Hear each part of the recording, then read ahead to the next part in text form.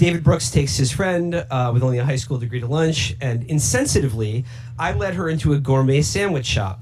Suddenly, I saw her face freeze up as she was confronted with sandwiches named Padrino and Pomodoro and ingredients like Sopressata, Capicola. Is she Bill the Butcher? And Gabagool baguette. No, so it's just a sandwich shop. And he goes, I quickly asked her if she wanted to go somewhere else, and she anxiously nodded yes, and we ate Mexican. Okay, one thing that needs to be, we've already established this, but just, in case anyone was confused, this anecdote did not happen. 0%. David, and I can feel comfortable saying that because David Brooks has a long history of doing exactly this, especially around eateries and food experiences. Like I believe in one of his books, he went to some, like the Charles Murray Fish Town, the real America town, and then says, you could spend all day trying to spend $20 on dinner, and you couldn't do it. And then a journalist went to the town he actually mentions and finds that there goes to a Red Lobster within 5 minutes of getting there and says, you can easily spend over $20 on dinner.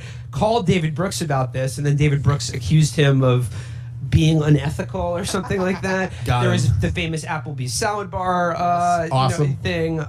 Again, he said the folks at the Applebee's salad bar, there are no such thing at Applebee's. So it's not a stretch to think that David has made this up one more time, but he's making it up in service of something that's been a long-running shtick for him, which is this idea, the sort of conservative, sort of yuppie idea about class that he's trying to transmit to his mostly upper and upper middle class liberal New York Times readers, which is that class is really about cultural capital. And it's about these sort of tastes and affectations rather than money and your class relationship to capital.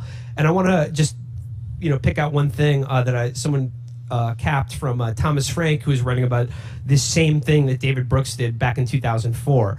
And Thomas Frank writes here, David Brooks goes even further, concluding from his fieldwork in Red America that the standard notion of class is flawed.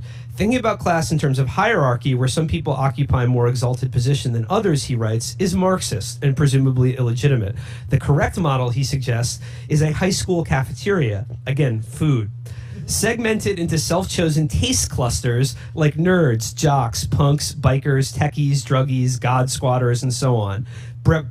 Frank quotes Brooks, writing, the jocks knew there would always be nerds, and the nerds knew there would always be jocks. That's just the way life is. We choose where we want to sit and whom we want to mimic and what class we belong to. It's the $20 Breakfast Club. We choose hairstyles and TV shows. We're all free agents in this non-coercive class system. Oh my God, that's infuriating. And Brooks eventually concludes that worrying about the problems faced by workers is yet another deluded affectation of the blue state rich.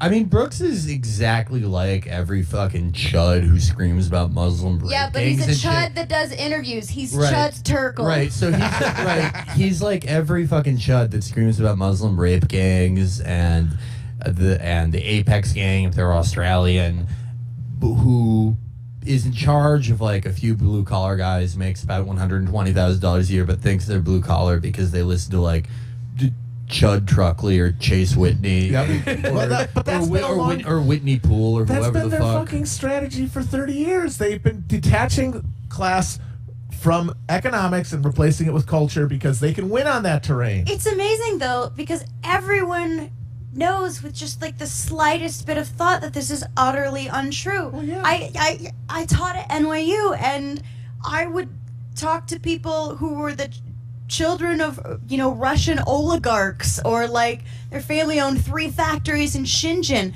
They had major cultural competency difficulties coming into the U.S. for the first time. I mean, it's extremely difficult coming from one of those countries and trying to navigate America. But you know what?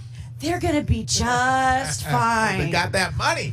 Well, that's because what these guys always do, and when they talk about things like cultural capital or education or getting married, they take things that are symptomatic of having wealth and economic security and turn them into causes. They reverse causality. Yeah. They say, oh, they are able to maintain relationships because they're being able to maintain relationships is why they have money.